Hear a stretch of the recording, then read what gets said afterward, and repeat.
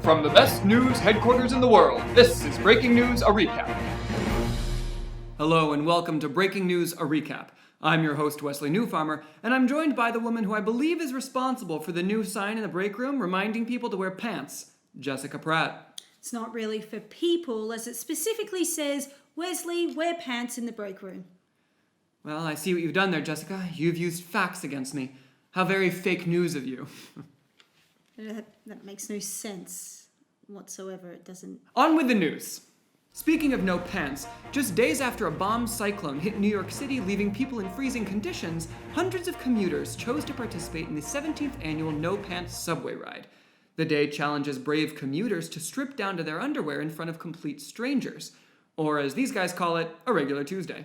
Donald Trump, a week after labeling himself a stable genius, has doubled down by questioning immigration policies allowing people from shithole countries into the US when really he'd prefer people from countries like Norway. A political leader who prefers blonde-haired, blue-eyed citizens over others? One step closer. Meanwhile, Norwegians, who have free healthcare, free education, and a safe, strong economy, have questioned why on earth they would want to move to the US at all. That's like asking Mickey Mouse to leave Disneyland and become the mascot for Guantanamo Bay. Pharmacies across the UK are running out of vaccines as the deadly virus known as the Aussie flu reaches epidemic levels. While the Aussie flu shares symptoms such as fever, cough and runny nose with the common cold, the main indicators that you have Aussie flu are vomiting, diarrhea, and the need to produce a full-scale Broadway-style ad to promote the consumption of lamb.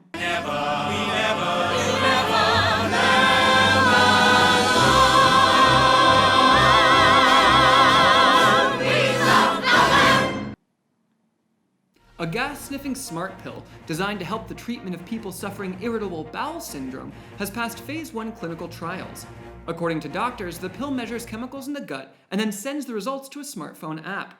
Of course, nothing is true on your phone unless it's posted on Facebook, so prepare yourself for seeing a lot more of those poop emojis from your IBS-suffering friends. Speaking of butts, Venezuela, the country currently facing political and economic crisis, can thank their plastic surgery-obsessed Brazilian neighbours for a slight boom in one area of the economy, cosmetic butt lifts. Due to their low economy, the butt lift procedure is a third cheaper in Venezuela than it is in Brazil. In breaking news, the Kardashians have announced their upcoming family holiday will take place in Venezuela. Oh, did they say why? No. Now let's cross to Kirin Hilliar for sports. Thanks, Jessica and Wesley. And what a big week it was in the game of being a woman in the world. We start with women in Saudi Arabia, who, for the first time, were allowed to spectate at a football match. Next, brave and courageous women from the musical theatre community in Australia called out award-winning Australian actor Craig McLachlan for sexual misconduct, opening the doors for more women in the industry to step forward with allegations against him. We got your back, Ange. Then, the large donation to the Time's Up Fund by Mark Wahlberg after it was revealed he received $1.5 million for the reshoot of the movie All the Money in the World, while his co-star Michelle Williams received only $1,000. And finally, after a stirring speech at the Golden Globe Awards, Oprah Winfrey has shown what the world might look like if she ran for president. Because, let's face it, she might be the only one who could drag the US out of the Trump-constructed shithole that it's in right now. Back to you, Wesley and Jessica. This week in weather news. And they say global warming isn't a thing. Well, that's all the time we have and all the news there is. If you liked our show, please share amongst your friends. If you didn't, maybe this will help. And here are the all-male nominees.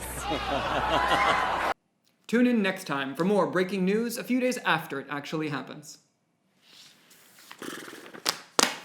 I like this thing. It's a cool thing. We're just going to fade it to be our background rather than like our normal background, the spinning globe that does exist.